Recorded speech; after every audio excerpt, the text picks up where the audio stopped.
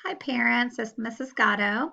I wanted to show you how to access iReady. We will begin our reading assessment on Monday.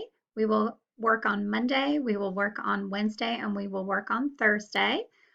Each session is 15 minutes. Your child will be scheduled for a 15-minute session for each of those days. Please make sure you are on time for that assessment because we'll all need to begin at the time that you have been assigned. What you will need to do is just log into Zoom at your scheduled time. And then once you guys are on Zoom, what I'm going to need you guys to help with is you guys need to go up to the top and minimize your screen. So that way I am still have my Zoom box here in the corner and I'll still be able to see. You guys are going to, then you are going to click on staff student links. You are going to click on Clever. And then when Clever comes up, you're going to see a icon that is a cube and it says iReady on it. So when you come up to your page, you see your name up here. My name is here. And then you are going to click on the cube. And then when you access the cube, set iReady, it will come to the first screen. It's going to look different than mine because mine is the teacher page, but on yours, it's going to ask you reading or math. And on Monday and Wednesday and Thursday, you are going to choose reading.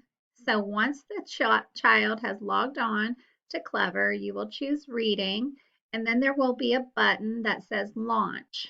You will launch that, and I will be monitoring the students taking their test in the Zoom here in the corner. So that way the children will be able to work independently. It's very important that they try their best and they just take their time on their assessment. And just know that for the majority of students, it is common for them to miss at least half of the problems. The problems are at different levels. So the computer is just kind of looking to see, are the students needing to move up a level, down a level?